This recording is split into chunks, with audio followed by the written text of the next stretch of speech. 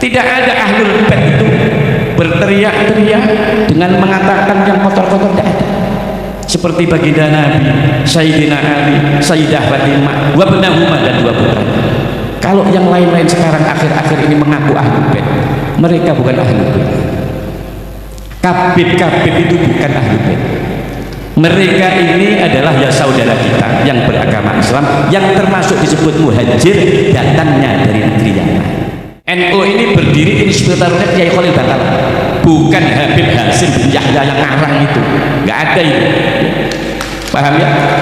Ini orang-orang di pusat juga diem aja. Mulai saya masih memakai katok kolor, saya sudah ngerti kalau inspirator berdirinya NU Kiai Khalil, yang mendirikan ya Syekh Hasim Asy'ari. Tidak ada nama Habib Hasim bin Yahya, tidak ada. Itu baru karangan-karangan baru. Allahumma sholli.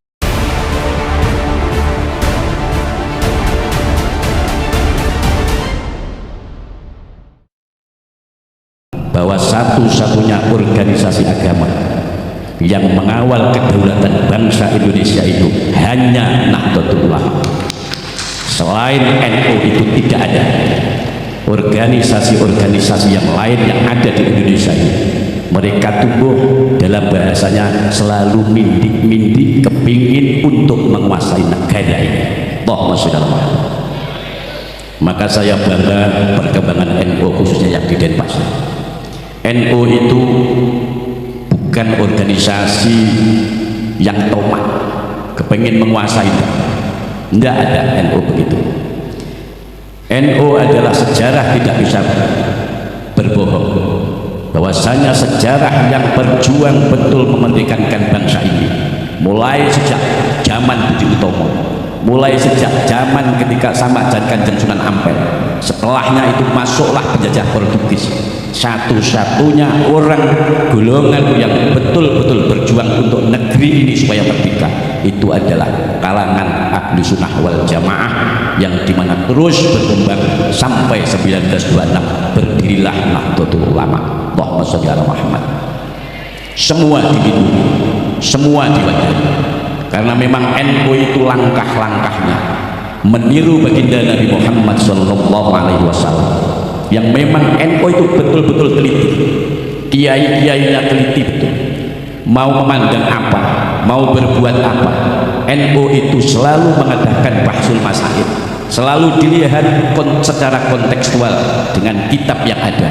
Jadi tidak ngawur orang-orang NU itu dalam mengendalikan organisasi ini, terutama dalam mengisi keberadaan kelangsungan bangsa dan negara, khususnya negara Indonesia.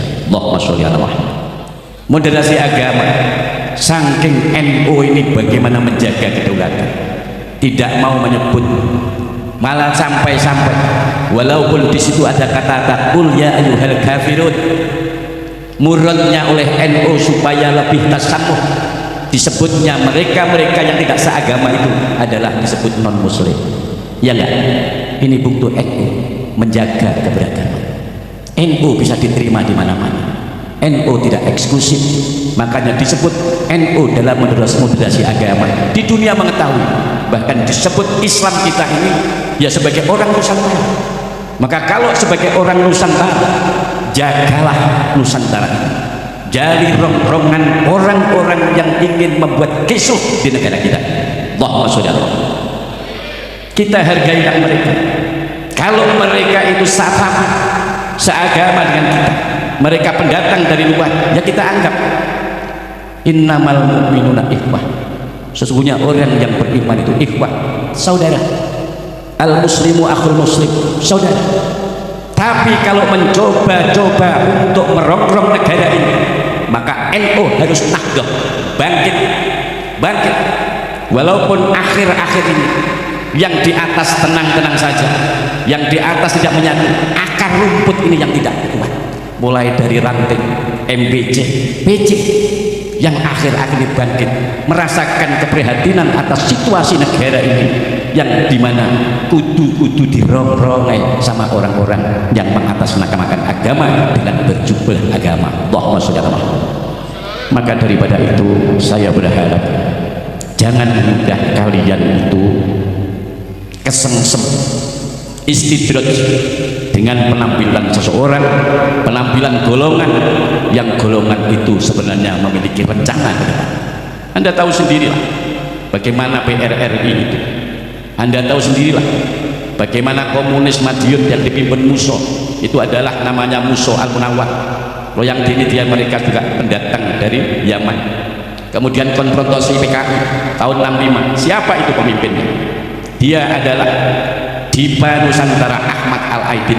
Dia seorang itu yang mereka semua merorong negara, yang mereka modus operandinya lagi-lagi masuk ke kalangan kaum pribumi. Bagaimana mereka yang diadu adalah kita.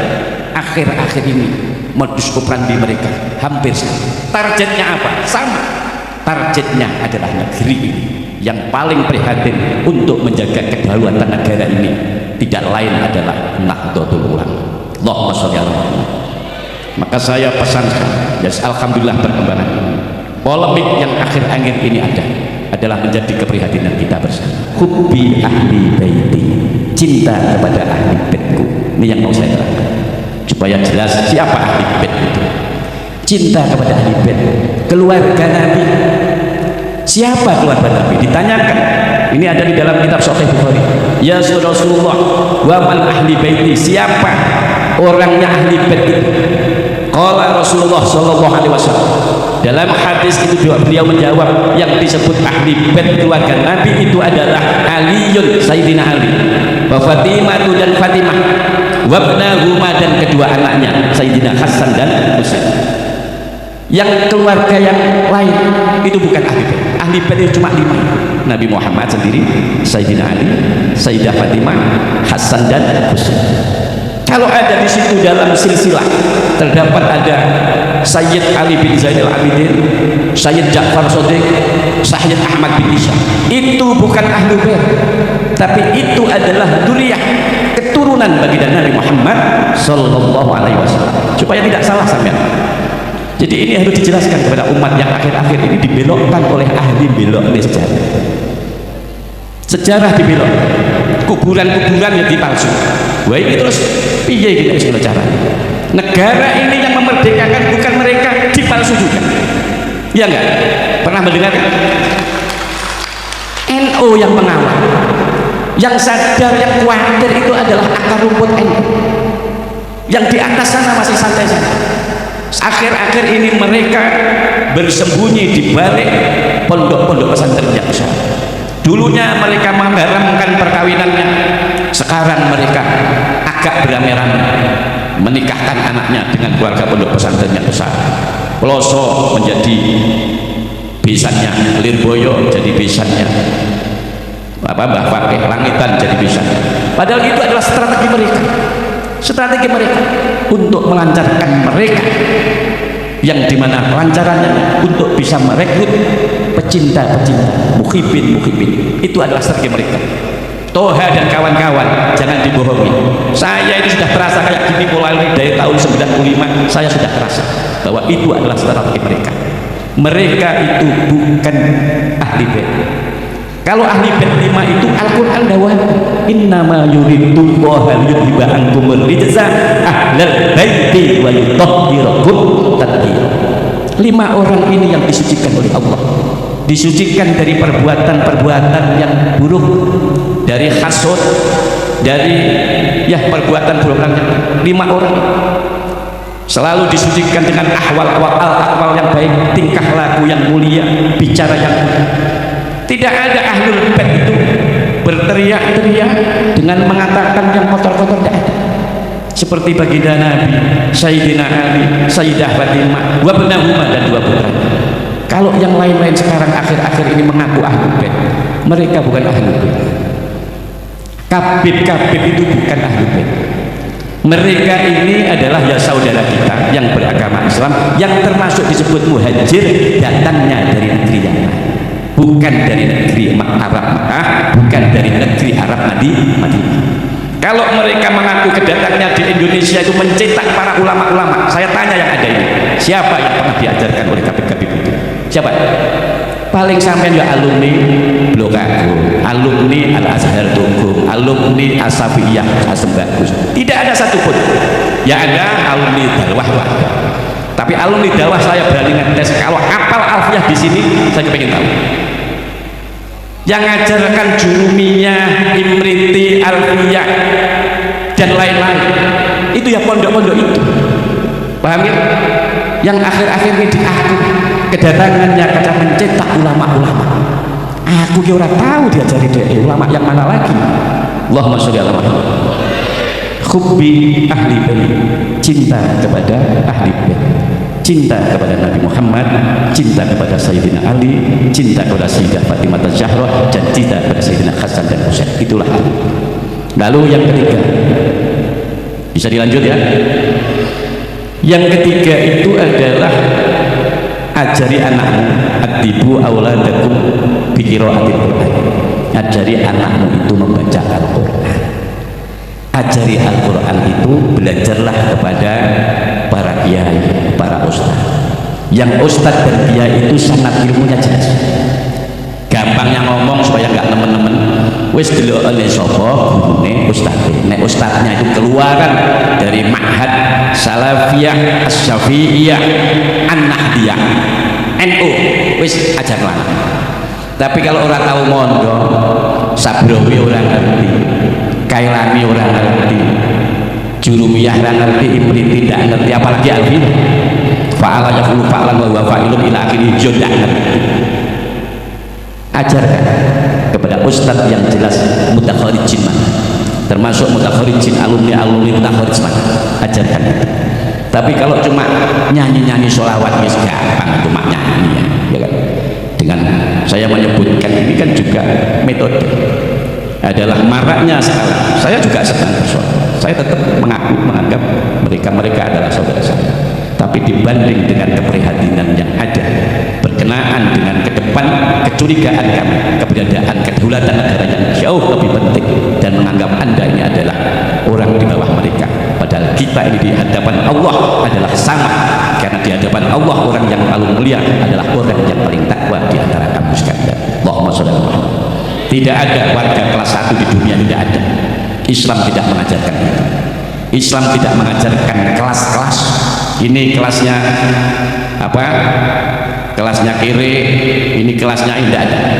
Malah dikatakan bahwasanya fuqara masyakin, orang-orang fakir dan miskin, kalau dia ini banyak membaca tasbih, maka besok berada di akhirat, di surga, itu sama dengan orang-orang yang kaya, yang mereka bisa haji, yang mereka itu juga menetapi infaknya dan sebagainya. Itu berarti kelasnya sama. Makanya Allah menyatakan bahwasanya ya ayyuhan nas inna khalaqnakum min dzakari wa unsa wa ja'alnakum shu'uban wa qabaila lita'arafu inna akramakum 'indallahi atqakum. Ya ayyuhan nas, hai manungsa, wahai manusia yang banyak yang hadirin, sesungguhnya aku menciptakan manusia, saya ciptakan terdiri dari pria dan wanita. Dari pria dan wanita itu waja'alnakum, aku jadikan kamu sekalian syu'uban, berbangsa-bangsa, wa qabaila, dan bersuku-suku. Anda aku jadikan sebagai bangsa Indonesia, bangsa Arab, bangsa Amerika, Malaysia, Korea dan lain-lain, itu syu'uban. Wa qabaila, dan aku jadikan Anda bersuku-suku. Ada suku Sunda, ada suku Papua, Bugis, Ambon, Dayak, ada suku Jawa, ada suku Bali. Nyoman gitu. Kenal kami parti, akhirnya kenal api nikah gebet. Gimana bagaimana? Banyak yang terjadi. Tapi Allah mengatakan inna akramakum indallahi atqakum, sesungguhnya semulia-mulia kamu sekalian di hadapan Allah adalah orang yang paling takwa di antara kamu sekalian. Tidak ada di situ masalah intisab karena kamu keturunan ini tidak ada. Tapi yang ada adalah orang yang paling takwa di antara kamu sekalian. Didiklah anak Anda sekalian Al-Quran supaya tahu isinya Al-Quran, karena kalau tidak tahu isi Al-Quran, bagaimana Anda bisa memahami spek hidup di dunia ini? Karena keberadaan kita, konsepsi kita hidup di dunia itu semua ada di dalam Al-Quran, mulai perekonomian, industri, ibadah, semua ada di dalam Al-Quran. Karena nggak mau belajar ngaji, kita nggak tahu teori industri kayak apa, teori ekonomi kayak apa, padahal semua ada di dalam Al-Quran. Allahumma sholli ala Muhammad. Didiklah Al-Quran, karena Al-Quran itu besok di hari kiamat bisa memberikan pertolongan syafaat kepada kalian. Makanya disebutkan oleh Nabi, iqra'u al-Quran, hendaklah kalian itu baca Al-Quran. Fa innahu makasnya baca Al-Quran itu besok yakti, bakal teko akan sampai yaumal qiyamati, hari kiamat. Al-Quran yang Anda baca itu syafi'an khali, orang yang memberikan pertolongan li ashabihi, terhadap orang yang memiliki bacaan Al-Quran. Itu dalil sahih. Jadi syafaat namun tiga nih. Syafaatnya kanjeng Nabi, syafaatnya anak kepada orang tua, dan syafaatnya Al-Quran. Lainnya itu nafsi-nafsi, nggak akan bisa. Sedangkan kalau kok pikir ya wong sing jubahan terus kemudian napa niki ngarani pakai imamah terus ahli swarga, durung ngerti karuan. Aja-aja sampeyan iki dhisik mlebu swarga, malah aku iki mlebu neraka. Paham ya? Jangan dilihat orangnya, tapi lihatlah apa yang dikatakan. Seragam kostum itu tidak menentukan orang tersebut sebagai ahli surga. Tapi kalau ucapan-ucapannya baik, mendorong orang untuk taat kepada Allah, maka dia wonten hadis ya. Hadis itu dari Abu Hurairah radhiyallahu anhu. Abu Hurairah ditanya kepada Nabi, "Ya Nabi, ya Rasulullah, man as'adun nas bi syafa'atika yaumal qiyamah?" Ya Rasulullah, siapa orang yang paling bejo, siapa orang yang paling beruntung dengan syafaatmu di hari kiamat? Qala Rasulullah sallallahu alaihi wasallam, Rasulullah menjawab, as'adun nas, orang yang paling bejo, paling beruntung yaumal kiamat, di hari kiamat, ikuman orang qala, yang membaca la ilaha illallah mukhlisan min qalbi, orang yang membaca la ilaha illallah mukhlisan, ikhlas, min qalbihi, dari hatinya. Rawahu Muslim. Ini hadis yang sahih, yaitu dari riwayat Muslim. Mula hadirin Bapak Ibu sekalian ingkang wilaya, itu hadir di majelis ini, hadirlah dengan ikhlas. Karena syafaat baginda Nabi ini betul-betul ada, pertolongannya ada. Pernah suatu ketika yang Nabi Adam alaihissalam melakukan kesalahan lalu berdoa, itu saya baca banyak kitabnya ya. Ada di dalam kitab Al-Mustadrak, ada di dalam kitab Mafahim Yajid Untusohah. Itu dikatakan bahwasanya ketika Nabi Adam itu berdoa, ya Rabbi as'aluka bi haqqi Muhammadin sallallahu alaihi wasallam illa ma ghafartani, ya Rabbi aku memohon kepada engkau bi haqqi Muhammad, dengan haknya Muhammad SAW, illa kecuali supaya engkau mengampuni kepada aku. Jadi Nabiullah Adam dulu diampuni oleh Allah kesalahannya karena memakan buah kulti, itu berkat syafaatnya, bertawasul dengan haknya Muhammad SAW. Yang terakhir, itu kisah tarikh, bukan khurafat ya, ini nyata. Dulu itu ada seorang wali yang terkenal namanya Syekhuna Khalil Bangkalan. Mbah Yai Khalil itu hidup di Bangkalan, termasuk inspirator berdirinya NU. NU ini berdiri inspiratornya Kiai Khalil Bangkalan, bukan Habib Hasim bin Yahya yang ngarang itu, nggak ada itu. Paham ya? Ini orang-orang di pusat juga diem aja. Mulai saya masih memakai katok kolor, saya sudah ngerti kalau inspirator berdirinya NU itu Kiai Khalil, yang mendirikan ya Syekh Hasim Asy'ari. Tidak ada nama Habib Hasim bin Yahya, tidak ada. Itu baru karangan-karangan baru. Allahumma sholli ala Muhammad. Kiai Khalil ini mengadakan acara maulid seperti ini, baca kitab Madarijus Su'ud Al-Barjaji, itu dibaca kisah. Begitu asik membaca maulid seperti ini, dikejutkan dari arah jalan sana itu berteriak-teriak jualan gendong. Ada pedagang keliling menjajakan gendong. Ngerti gendong ibu? Gendong itu dibuat dari tanah liat, dibentuk sebagai wadah. Kalau zamannya ibu saya dulu itu dipakai tempat beras. Jadi tahun-tahun 60 70-an dulu itu beras diwadahi gendong. Sekarang sudah nggak ada gendong-gendong. Nah, orang-orang ini menjajakan gendong keliling, teriak-teriak gendong, gendong.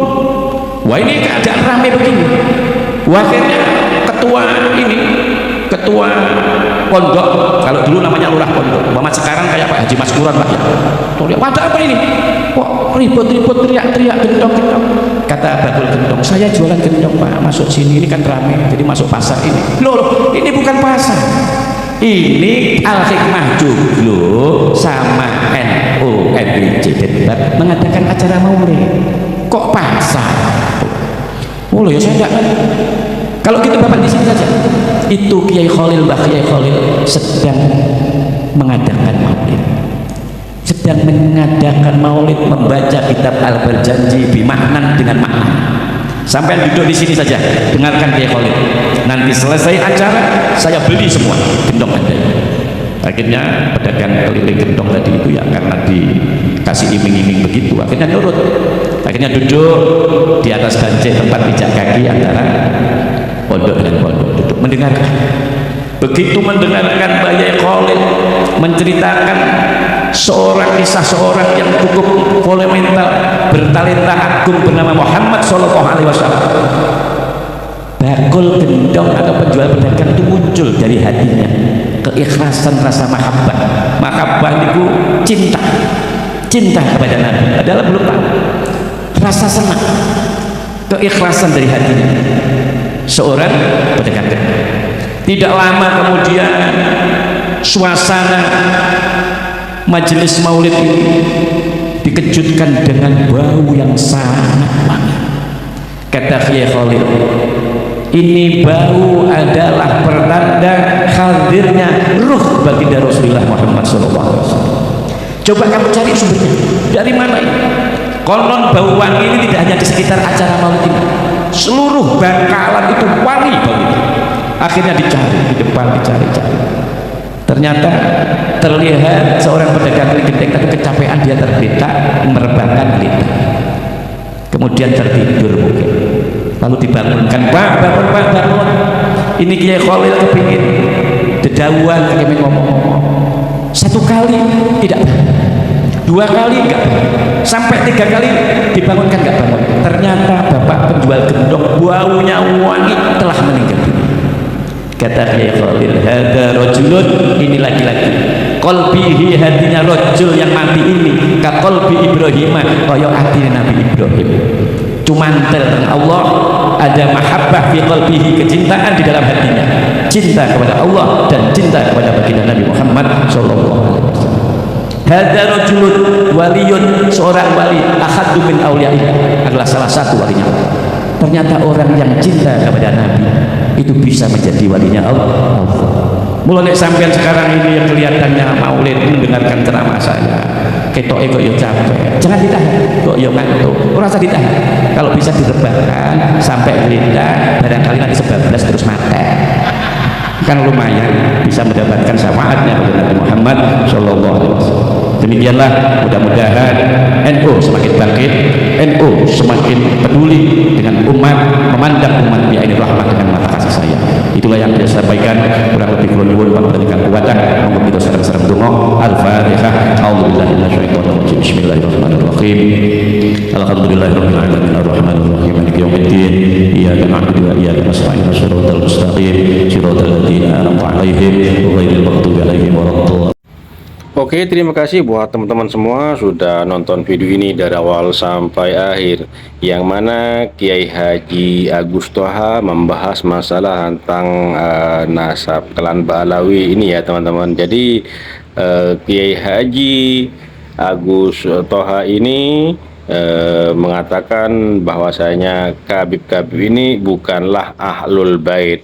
Jadi PBNU harus bertindak ya, jangan hanya diam saja. Ini pernyataan dari Kiai Haji Agus Thoha Al-Amnan ya teman-teman. Jadi Kiai Haji Agus Thoha ini menegaskan bahwasanya para habaib klan Ba'alawi yang ada di Indonesia ini bukanlah ahlul bait. Jadi beliau menceritakan panjang lebar tentang masalah ahlul bait ini ya teman-teman. Oke, terima kasih buat teman-teman semua sudah nonton video ini. Mudah-mudahan bermanfaat dan sampai jumpa di video selanjutnya.